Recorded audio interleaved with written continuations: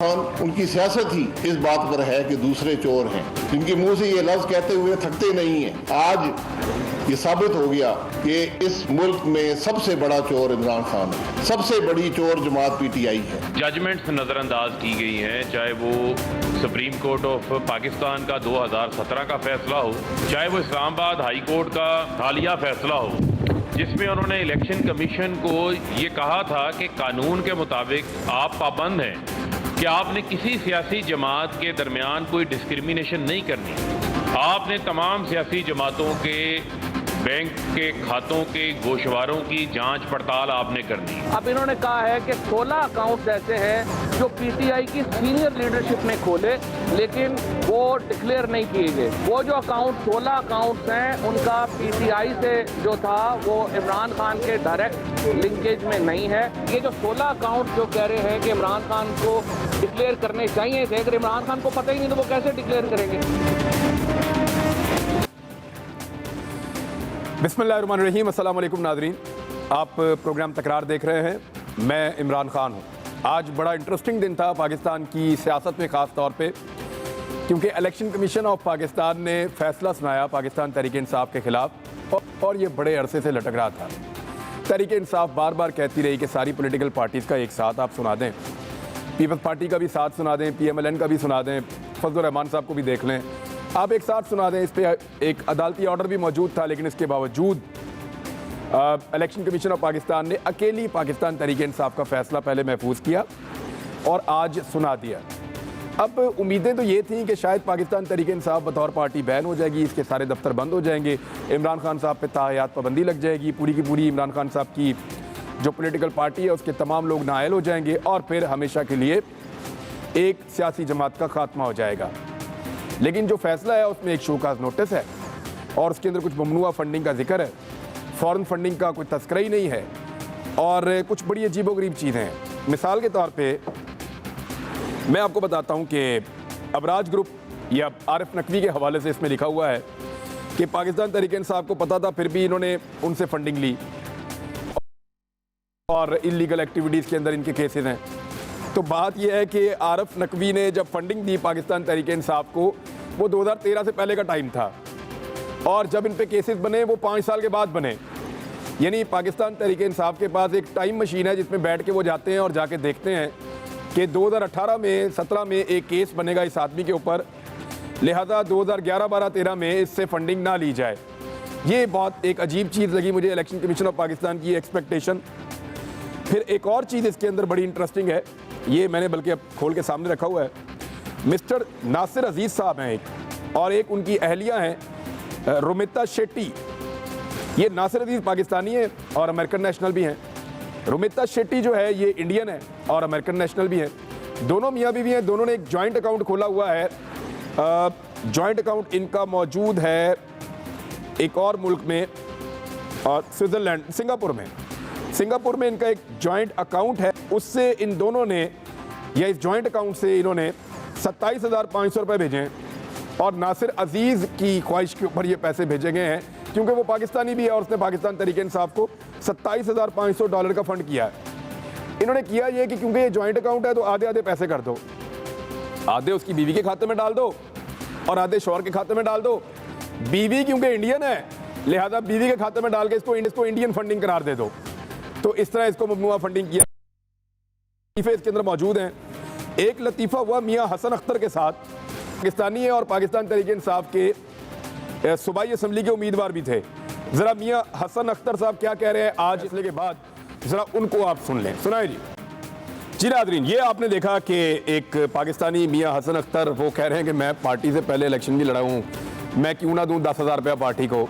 तो ये उनको शक है कि इसी तरह के हैं और भी बहुत सारी ऐसी चीज़ें निकल रही हैं, आहिस्ता आहिस्ता निकलती चली जाएंगी, लोग सामने आएंगे।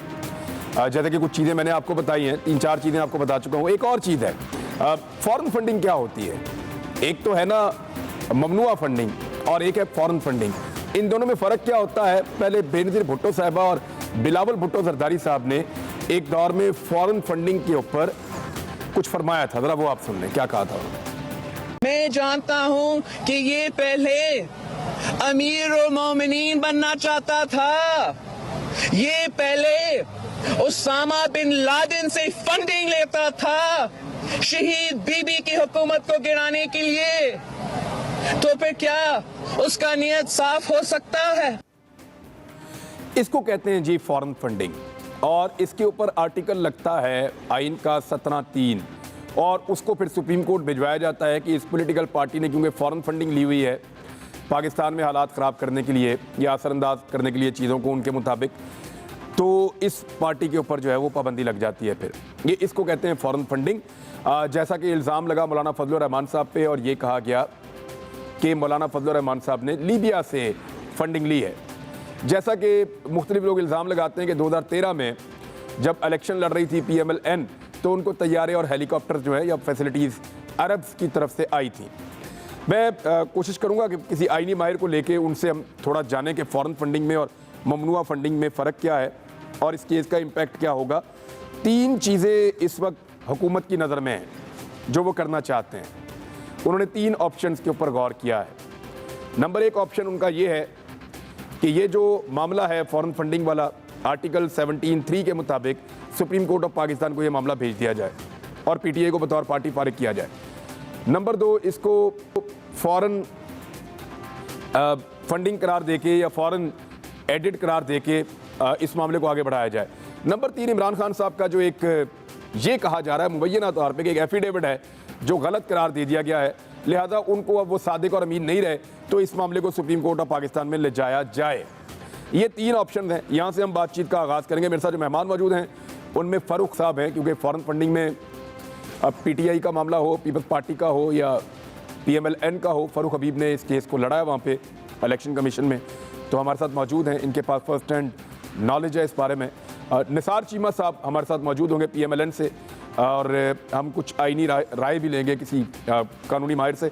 सबसे पहले फ़ारूक हबीब साहब, ये 3 ऑप्शंस हुकूमत पाकिस्तान ने सोची हैं, आप कितना भी इसको सादा समझें या आप इसके ऊपर से कितना भी ये कहें कि इससे कुछ नहीं निकलेगा, लेकिन अब ये एक डॉक्यूमेंट और एक फैसला मौजूद है और उसके असरात तो होंगे।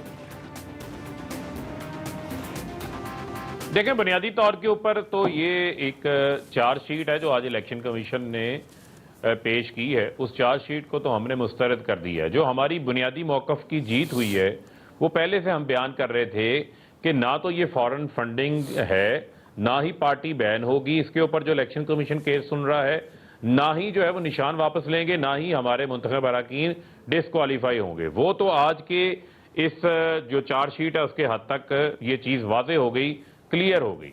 अब आप आ जाएं जो इसके अंदर बहुत सारी चीज़ों का उन्होंने जिक्र किया जिसका आपने अपने इंट्रो के अंदर भी हवाला दे दिया। बुनियादी तौर के ऊपर इलेक्शन कमीशन को खुद बुनियादी अंडरस्टैंडिंग ही नहीं है, उनकी इस्तेदाद कार ही नहीं है, कैपेसिटी है कि वो पॉलिटिकल पार्टीज के जो खाते हैं उनकी जांच पड़ताल कर सकें। पाकिस्तान तहरीक इंसाफ मुल्क के अंदर एक वाहिद सियासी जमात है जिसने पॉलिटिकल फंड रेजिंग की बुनियाद रखी, जिसने इंटरेस्ट ग्रुपों से, बड़े बड़े माफिया से, बड़े बड़े बिजनेसमैनों से उनके काम करने के वादों के बायस पैसे नहीं लिए जो नून लीग और पीपल्स पार्टी करती है, बल्कि हमने एक अपना डोनर बेस बनाया है जो कि अतियात देते हैं।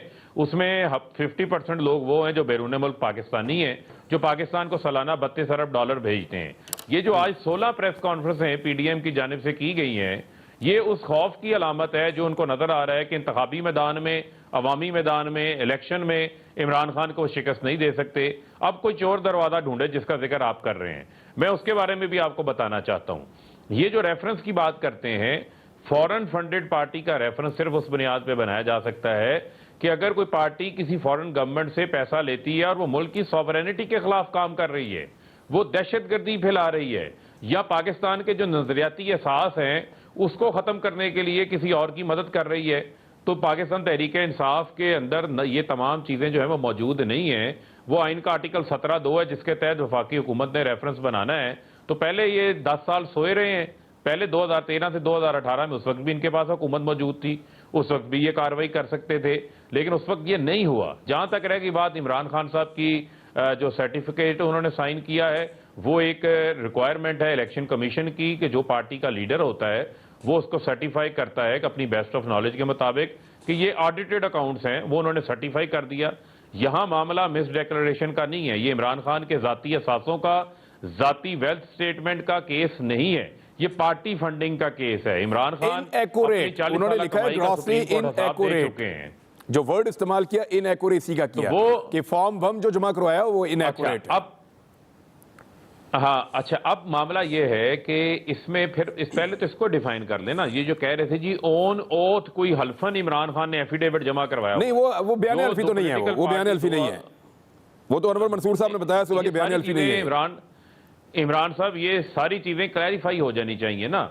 ये कोई बयान हल्फी नहीं है, ये कोई इमरान खान के जाती असासों का भी मामला नहीं है जो कि किसी कोर्ट ऑफ लॉ में जाके चैलेंज होना है, या इमरान खान ने को पैसे इक़्तिदार में आके बनाए हो उसमें चैलेंज होना है। यहां मामला हो रहा है ममनुआ फंडिंग के हवाले से। अब आप आ जाएं उसके ऊपर। ममनुआ फंडिंग के अंदर इलेक्शन कमीशन की बुनियादी अंडरस्टैंडिंग ही नहीं है। अगर आपने इस रोड पे गाड़ी चलानी है तो आपको लाइसेंस चाहिए, ठीक है। अगर आपने इस्लामाबाद क्लब की मेंबरशिप लेनी है तो आपको मेंबरशिप कार्ड चाहिए। इसी तरह अगर आपने अमेरिका के अंदर फंड रेजिंग करनी है पॉलिटिकल, तो आपको वहां फॉरेन एजेंट रजिस्ट्रेशन एक्ट के तहत रजिस्टर्ड होना पड़ता है। वहां आप अपनी यूएसए एलएलसी के नाम से हम रजिस्टर्ड हुए, हमने वहां फंड रेजर डिनर्स किए, बैरून मुल्क ओवरसीज पाकिस्तानी, जो कि कैपिटल अरीना में भी आपने देखा था हजारों की तादाद में जमा हुए। और इमरान खान बैरून ना सिर्फ पाकिस्तान में बल्कि बैरून मुल्क पाकिस्तानियों में बहुत ज्यादा पॉपुलर हैं। आप इस फैक्ट से, हकीकत से आगाह हैं। इसी वजह से नून लीग ने ओवरसीज पाकिस्तानियों से वोटिंग राइट भी छीन लिया है। ये वैसे ही जो है बैरून मुल्क पाकिस्तानियों की इस वजह से जो है वो खिलाफ हैं, जो 32 अरब डॉलर पाकिस्तान को भेजते हैं। वो उन्होंने पैसे दिए हैं और वो एक एक पैसा जो यूएसए से आया है वहां से नोटराइज्ड होके आया है। और वहां भी जो उस एलएलसी को मैनेज करते थे वो पाकिस्तानी हैं। उनमें से एक पाकिस्तानी जो है वो उस वक्त डॉक्टर नसरुल्लाह थे, वो उसको मैनेज करते थे। और वहां से जो पैसा आया है वो पैसा पाकिस्तान में बैंक्स के अंदर आया है। ये हमारे ही रिकॉर्ड है जो हमने जमा करवाया हुआ है। ये को इलेक्शन कमीशन ने नया रिकॉर्ड नहीं लाया। लिहाजा इलेक्शन कमीशन क्या ये कहती है कि यूएसए के अंदर ये कंपनी के तौर पर रजिस्टर्ड थी। और भाई ये कोई कंपनी वहां पर कोई चावल बेचने का, तौलिए बेचने का, बेडशीटें बेचने का कारोबार नहीं कर रही थी। ये एक फंड रेजिंग की एक व्हीकल थी जो कि अमेरिका के कानून के मुताबिकत रखती है। वहां पे कवानीन बहुत सख्त हैं। वहां अगर कोई सवाल नहीं होता, वहां आप हर 6 महीने बाद अपनी स्टेटमेंट जमा करवाते हैं कि आप क्या क्या एक्टिविटी कर रहे हैं, वो कंप्लाई अमेरिका के कवानीन के मुताबिक हो रहा है। यहां पर आपको बैठे जो है वो इतराज हो रहा है, तो थोड़ी अंडरस्टैंडिंग डेवलप कर लें। फिर आप ये बताएं, नासिर हुसैन जो है वो दोहरी शोहरियत का हामिल है, अमरीकी निजात पाकिस्तानी है, पाकिस्तान से मोहब्बत करता है जिस तरह 90 लाख पाकिस्तानी मजीद मोहब्बत करते हैं। वो $27,500 भेज देता है। उसकी बीवी जो है उसका नाम रुमेता सेठी है और वो उनका मुश्तरका अकाउंट था सिंगापुर में। अब मुझे आप ये बताएं कि शुएब मलिक और सानिया मिर्जा का मुश्तरका अकाउंट हो, वो किसी को पैसे दे दें, वो फॉरेन फंडिंग हो जाएगी। हाँ जी, हो जाएगी, इस हिसाब से हो जाएगी। जो आधे असासे जो है उनके इंडियन है, आधे पाकिस्तानी है, वो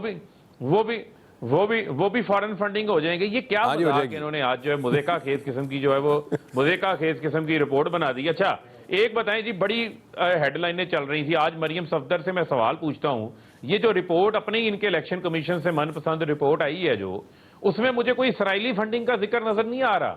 वो इसराइली फंडिंग तो बताएं, वो इजरायली हुकूमत की फंडिंग बताएं। वो मैं पूछता हूं ना सर, एक मिनट मैं काम करता हूं, ब्रेक लेते हैं। नसार चीमा साहब से हमको बता दें सिर्फ 10 जी, चले बोले क्या कह रहे हैं आप? 1001 कोई जिक्र किया गया कि भारत की 2 कंपनियां हैं, उन्होंने $1,000 भेजे हैं। पता नहीं $1,000 से मुल्क की सलामती को और मुल्क की पता नहीं किस चीज को खतरा हो जाना था। बहुत बड़ी रकम है, इतनी बड़ी रकम तो जो है हमसे संभाली नहीं जा रही।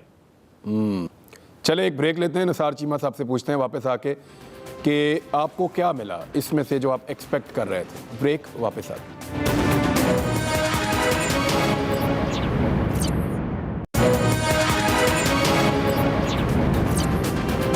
Welcome back Nadreen. Nisar Cheema साहब, आपके पास मैं ले आता हूँ मामला। देखें, 3 बड़ी उम्मीदें थी इस केस में से। एक ये कि पाकिस्तान तहरीक इंसाफ बैन हो जाएगी। नंबर 2, कम से कम इनका जो इंतखाबी निशान है बल्ला वो वापस हो जाएगा। नंबर 3 को फॉरेन फंडिंग साबित हो जाएगी और इनको डिक्लेयर किया जा सकेगा कि ये गलत हुआ और सादिक और अमीन नहीं रहेंगे। ये उम्मीदें, आपको नहीं लगता कि फैसला लटका ही रहता तो अच्छा था? फैसला आने की सूरत में उम्मीदें दम तोड़ रही हैं। देखिए इमरान साहब, हकीकत ये है कि कोई भी पॉपुलर लीडर हो, जुल्फ़िकार अली भुट्टो हों, मियां नवाज शरीफ हों, इमरान खान हों, किसी मकबूल सियासी क़यादत को आप किसी अदालती फ़ैसले के ज़रिए या इलेक्शन कमीशन के किसी फ़ैसले के ज़रिए उसको आवाम से दूर नहीं कर सकते। ये बुनियादी एक चीज़ है, ये हमें समझ लेनी चाहिए ये बात। ना इस तरह के फ़ैसलों का कोई इन द लॉन्ग टर्म ये है कि आप अगर आप देखें तो कभी यह है कि इसके कोई मुस्बत नताइज बरामद नहीं हुए आज तक। जुल्फ़िकार अली भुट्टो का केस देख लें, मियां नवाज शरीफ का देख लें, इमरान खान के बारे में भी मुझे ना ये मेरी ये ख्वाहिश थी, ना मुझे तवक्को थी कि उनको ये है कि इस तरह यह कि उनकी पार्टी पे पाबंदी लग जाएगी, बैन कर दिया जाएगा, डिस्क्वालीफाई कर दिया जाएगा। ये नहीं बात। असल जो बात है इमरान खान साहब वो ये है कि हम सब बदकिस्मती से इतने ज़्यादा वो जो है ना अपने ये पोलराइजेशन हो गई है कि हमने कभी ये है कि जो हमारा मुखालिफ है वो शैतान है, जो हमारे साथ है या जिसके हम साथ हैं वो फरिश्ता है। कभी ये है कि हमारे को खिलाफ फैसला आ जाएगा, हम उसमें कीड़े निकालेंगे, जो हमारे हक में आ जाएगा हम ये है कि आसमान पे ये बिल्कुल आसमान सर पे उठा ले, बिल्कुल ये है कि ज़मीन आसमान के खिलाफ मरा देंगे। फ़रख हबीब साहब हमारे दोस्त हैं, बड़े शरीफ आदमी हैं, अमूमन मेरिट पे बात करते हैं। देखें गुजारिश ये जिस तरह आपके बारे में भी ये है कि ये तासुर है और बिल्कुल सही है। देखें बात ये है, हकीकत ये है कि आज दो चीज़ें जो हैं, काश के हमारे सारे पीटीआई के दोस्त जो हैं ये इसको तस्लीम करें कि दो चीज़ें जो हैं वो बिल्कुल वाज़ेह हुई हैं।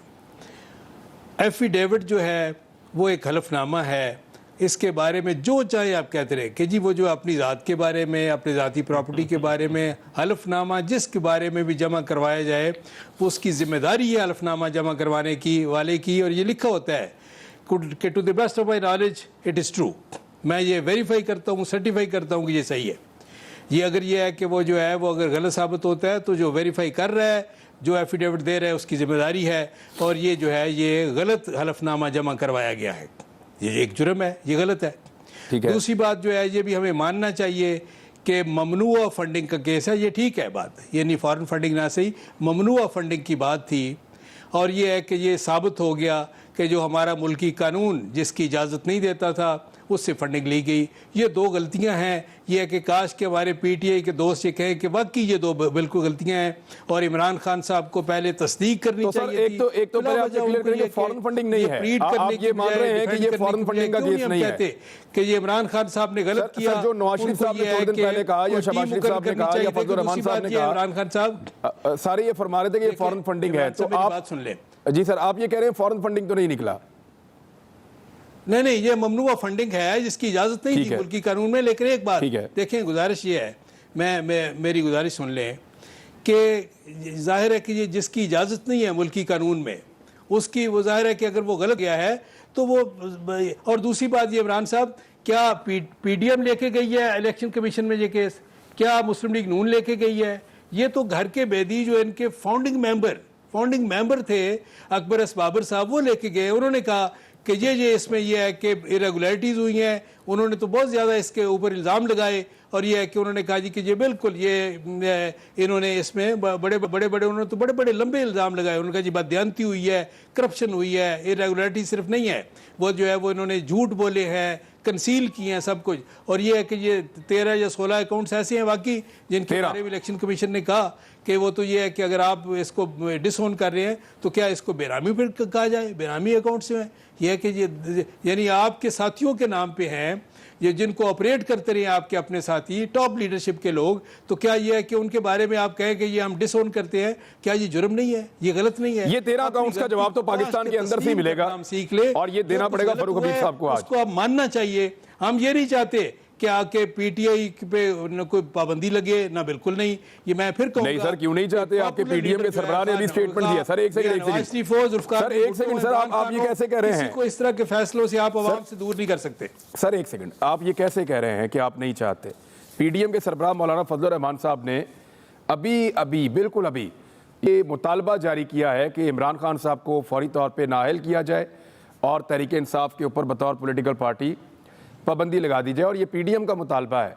आप अब पीडीएम से बाहर तो नहीं है सर, आपकी सोच मुस्बत हो सकती है, नहीं मैं लेकिन इमरान खान मुतालबा तो वही होगा जो आपकी पार्टी करेगी। कहता हूं कि नहीं, मैं ये कहूंगा कि देखें, किसी भी पॉपुलर लीडर को आप इस तरह के फैसले करके उसकी पार्टी को बैन करके आप ये है कि ये दानिशमंदाना फैसला नहीं है, बैन नहीं। सियासी जमातों का फैसला सियासी मैदान में ही होना चाहिए।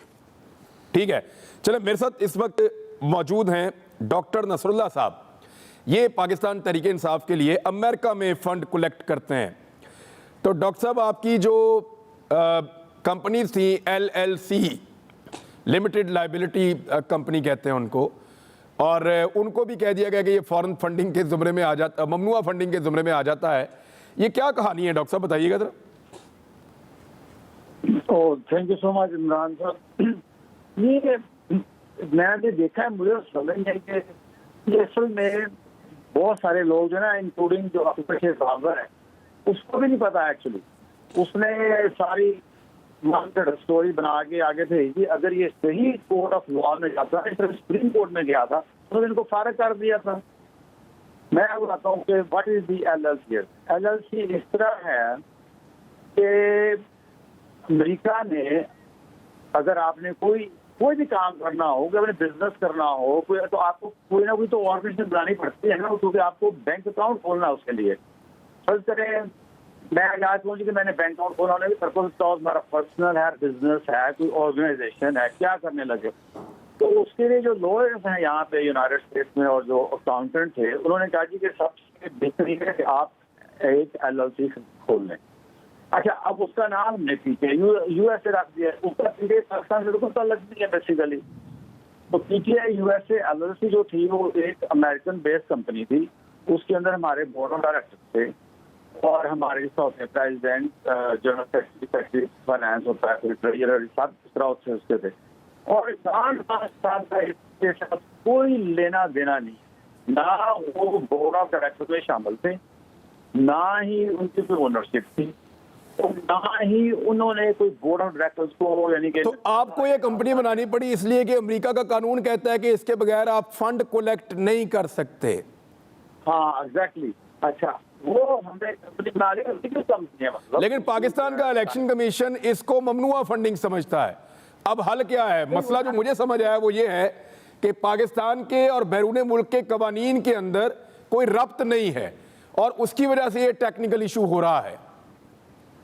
नहीं, देखिए LLC तो बेसिकली कुछ भी नहीं है, यानी कि हमारा बिजनेस उठाए को नहीं करते, ना ही हम तो सिर्फ जो इनके साथ हमारा कॉन्ट्रैक्ट था पीछे पाकिस्तान से, वो ये था कि हमने जो पाकिस्तानी ओरिजिन के लीगल लोग अमेरिका में रह रहे हैं उनसे पैसे लेने और इनको पैसे देने, बस दैट वाज आवर कॉन्ट्रैक्ट। और उसकी जो कंप्लायंस थी यहाँ पे वो हमने बिल्कुल पूरी किया और उसमें हमारे पास सर्टिफिकेट है, उसमें हमें। लेकिन इलेक्शन कमीशन ये कहता है कि कंपनी के पैसे हम मानते ही नहीं हैं।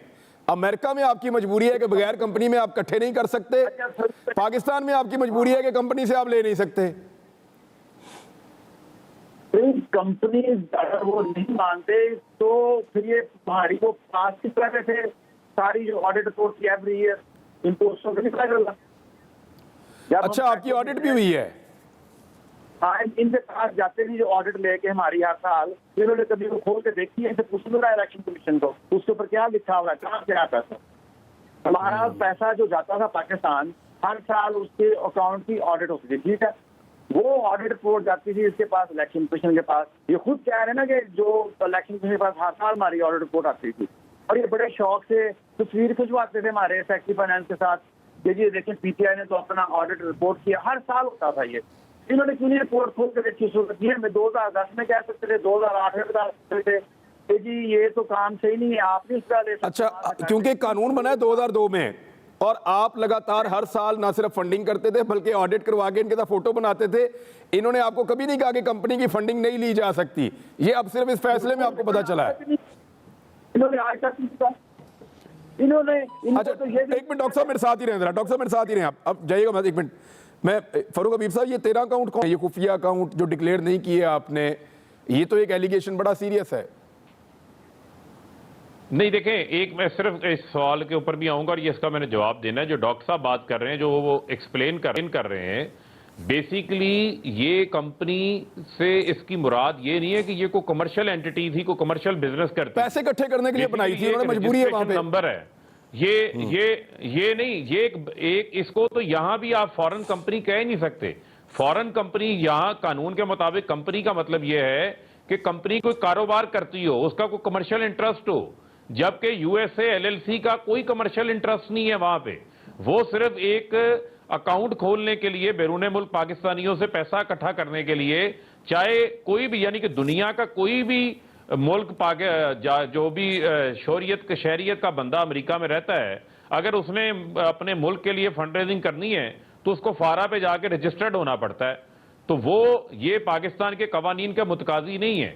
इस बेसिक चीज को इलेक्शन कमीशन जो है वो समझ नहीं सका। इसने पीटीआई यूएसए को भी एलएलसी को भी कंपनी करार दे दिया है, जबकि उसका तमाम रिकॉर्ड फारा के मुताबिक डॉक्टर साहब आपको बता देंगे, हर 6 महीने बाद आप जो भी एक्टिविटी करते हैं वो अमेरिकी अथॉरिटीज को आप बताते हैं। और पाकिस्तान के पहले उनके साथ फोटो बनवाते रहे, फोटो सेशन होते रहे और कभी उन्होंने एतराज नहीं किया। अब ये एतराज एकदम सामने आ गया। ब्रेक लेनी है, यही तो ब्रेक लेनी है।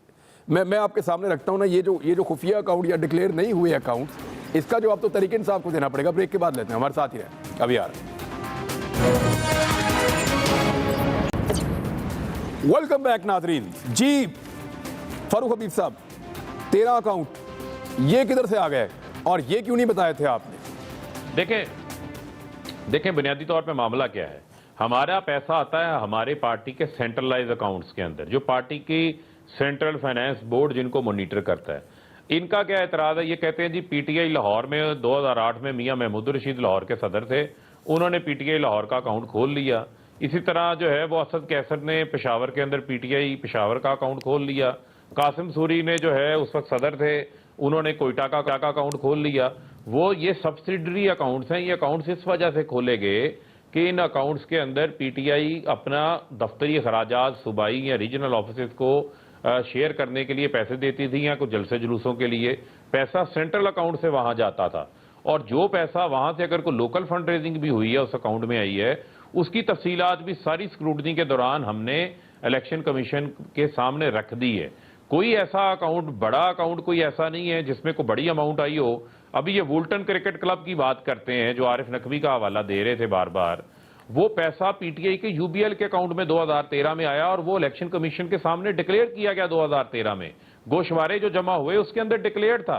बात डॉक्टर नसरुल्लाह ठीक कह रहे थे, ये हर साल ऑडिटेड रिपोर्ट्स रिसीव करते थे।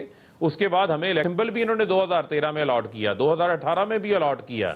उसके बाद इसका मतलब हमारे ऑडिटेड अकाउंट्स इन्होंने एक्सेप्ट किए हैं। इनकी असल में अपनी कैपेसिटी नहीं है और आज तक कभी ये हुआ ही नहीं है। इस सारे तनाजुर में रख के अगर आप इस केस को देखेंगे तो पीटीआई के जो स्टैंडर्ड्स हैं अपने अकाउंट्स को मेंटेन करने के हवाले से वो बहुत ज्यादा बेहतर हैं। बाकी जमातों का तो पल्ले ही कुछ नहीं है। एक मिनट, बाकी जमातों का पूछते हैं ना। एक सेकंड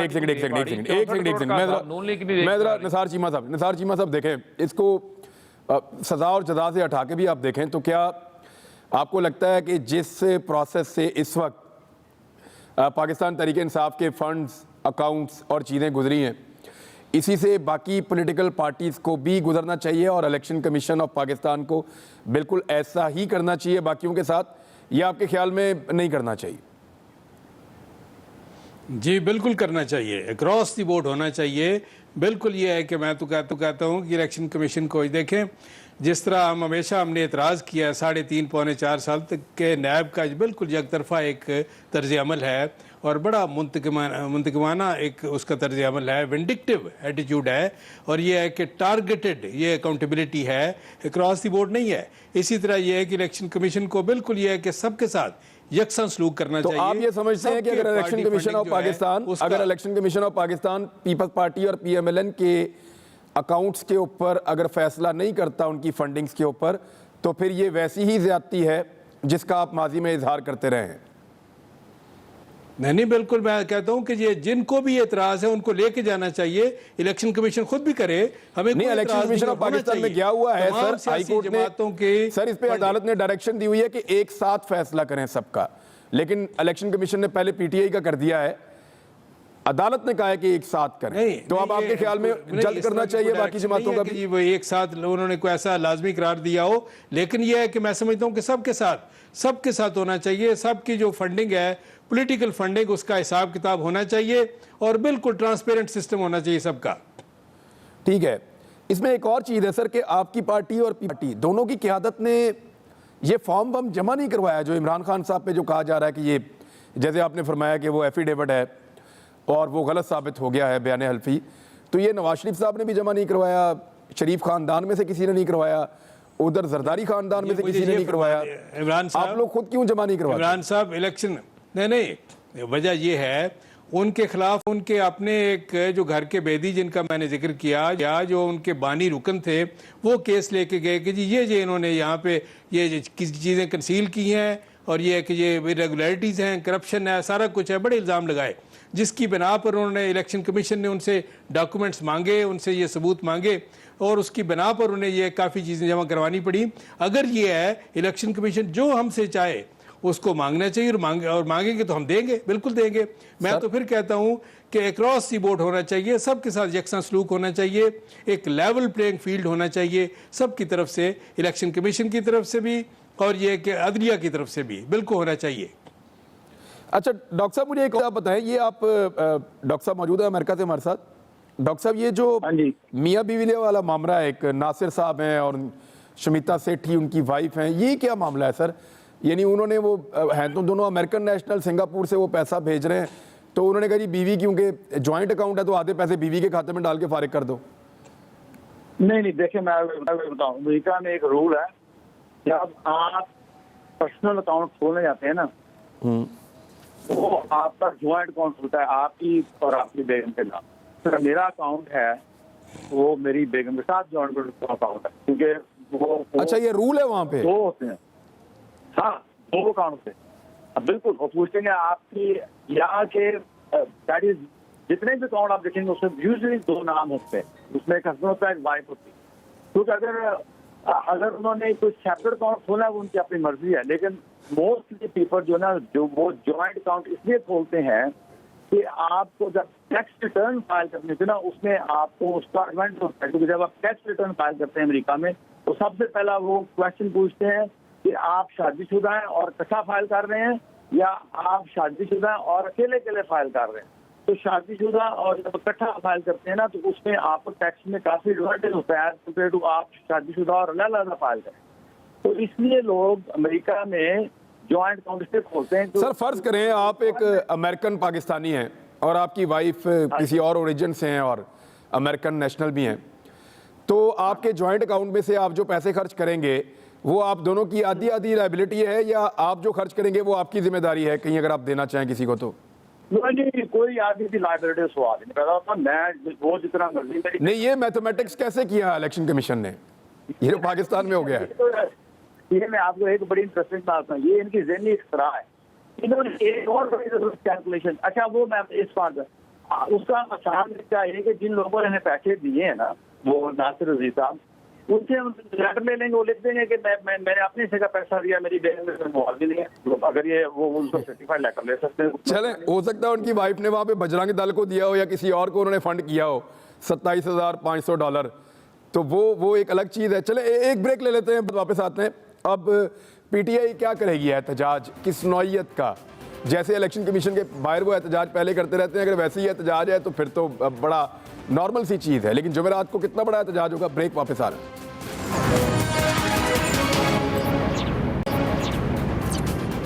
वेलकम बैक नादरीन। जी फारूक हबीब साहब, एहतजाज किस नौइयत का होगा, क्विकली ज़रा बता दें आप। देखिए, एहतजाज तो हमने पहले कॉल दी हुई है, आपके इल्म में है कि हम तो इलेक्शन कमीशन की बायसनेस के ऊपर पहले भी बता चुके हैं। 8 फैसले इससे कबल इलेक्शन कमीशन हमारे खिलाफ दे चुका है, जो कि मुख्तलिफ हाई कोर्ट से जो है वो फारिग हुए, मुस्तरद हुए।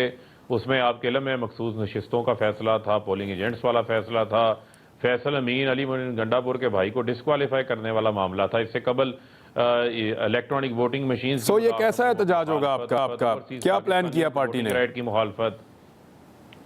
देखें, इसमें तो हम तो अपना पुरअमन एहतजाज जो है वो रिकॉर्ड करवाएंगे। 2 सूबाई हुकूमतों से, पंजाब से, KPK से रेजोल्यूशंस आ चुकी हैं कि इस मौजूदा चीफ इलेक्शन कमिश्नर के, मौजूदा चीफ इलेक्शन कमीशन के सेटअप के होते हुए फ्री एंड फेयर इंतखाबात पाकिस्तान में मुमकिन नहीं हो सकते। लिहाजा इलेक्शन कमीशन की नई तश्कीलें नो की जाए, और उसके लिए ज़रूरी है कि हम अपना अवामी एहतजाज, अपना दबाव जो है वो उसको बढ़ाएं, और उसके ज़रिए हम अपना डेमोक्रेटिक राइट जो है वो एक्सरसाइज करेंगे जुमेरात वाले दिन।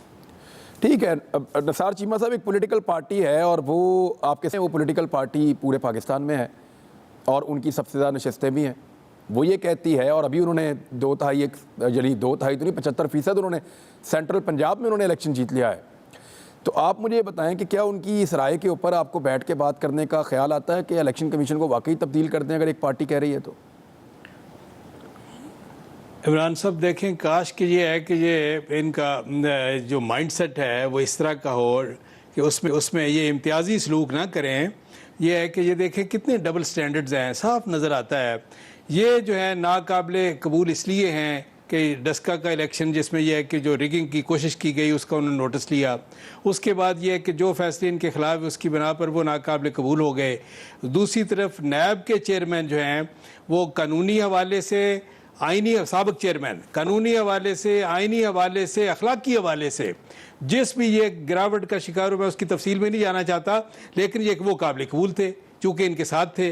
बात यह है कि काश कि हम ये है कि पार्टी एफिलिएशन से बालातर होकर सिर्फ नेशनल इंटरेस्ट में बात करें। और ये है कि अगर इस तरह हो, मैं समझता हूँ कि वाकई ये कि ऐसे लोग होने चाहिए, नैब के चेयरमैन हों, इलेक्शन कमीशन के सरबराह हों, तमाम ऐसे तरह के इदारे के जिनके ये है कि जिनके ऊपर कोई उंगली ना उठा सके, पूरी कौम का एतमाद हो। लेकिन इमरान साहब एक ज़रूर मैं जाते जाते जिक्र करूँगा कि ये आज के इस फैसले के बाद PTI के देखें नौजवान, ख़ास तौर पे पढ़े लिखे नौजवान, उनको यकीनन मायूसी हुई होगी, क्योंकि ये देखें 2-3 जो चीज़ें सामने आ गई कि जी गलत हलफनामा, एफिडेविट जमा करवाने वाली बात, ये अपने अकाउंट्स को कंसील करने वाली बात, 13 अकाउंट्स जो है 16 हैं, और ये है कि इस तरह जो ममनुआ फंड जिसका ये एक मुल्की कानून इजाज़त नहीं देता, उसकी बिना पर मैं आम श्योर कि पढ़े लिखे नौजवान जो थे, जिनको ये है कि इमरान खान को ज़ाहिर है कि वो बड़े आइडियलिस्टिक होते हैं नौजवान, तो ये है कि वो और ये फाइनेंशियल टाइम में खबर भी छप गई है अभी थोड़ी देर पहले। हमारे लीडर तो उस तरह के नहीं है जिस तरह हम समझते थे। फाइनेंशियल टाइम्स के अंदर पहले दूसरी बात ये भी बड़ा काम अफसोसनाक है इमरान खान की साबित हो जाए कि हमारे लीडर ये है कि यानी माली मदद हो या सियासी मदद हो, जिससे भी ये असूल ना हुआ, देखें फाइनेंशियल, मेरे ख्याल में जरूर फर्क पड़ेगा। जो मामला है देखें कोई किसी किस्म का इससे कोई फ़र्क नहीं पड़ता। इमरान खान ने जो है जो चीज़ें हैं वो ऑन रिकॉर्ड हैं।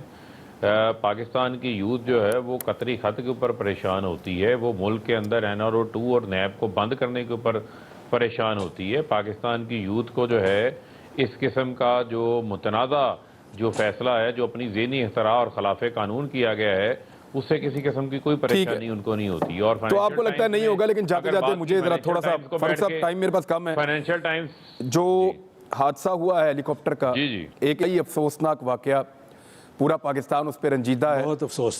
जो कोर कमांडर सरफराज साहब उस पर मौजूद थे और ये रिलीफ एक्टिविटीज़ में काम कर रहा था हेलीकॉप्टर हमारा पाक फ़ौज का। ये हमारे 6 ऑफिसर्स हैं जिन्होंने जामे शहादत नोश किया। ये बड़ी कीमती जानें जो ज़ाया हुई हैं, और रिलीफ एक्टिविटीज़ के दौरान अपने हमवतनों को बचाते हुए बलूचिस्तान के अंदर ये अनफॉर्चुनेट इंसिडेंट हुआ है। इसके ऊपर अभी इंक्वायरी हो रही है, ये हादसा क्यों हुआ, कैसे हुआ, इसकी तफसीलात भी आती रहेंगी, लेकिन बज़ाहिर ये एक एक्सीडेंट था और बड़ा अनफॉर्चुनेट है। पूरी कौम दुआएं करती रही, किसी मौजज़े का इंतज़ार करती रही, लेकिन बिलाखिर आज दोपहर के बाद ये खबर आई कि ये हेलीकॉप्टर का मलबा जो है वो बिल गया है और तमाम जो उसके अंदर लोग मौजूद थे वो शहीद हो गए हैं। तो अल्लाह ताला शोहदा के दर्जात बुलंद करे। इनकी फैमिलीज़ के लिए बहुत मुश्किल टाइम होगा, अल्लाह ताला उनको सब्र अता फरमाए, आमीन। थैंक यू वेरी मच नाज़रीन, बहुत शुक्रिया। मुलाकात होती है कल, अल्लाह हाफ़िज़।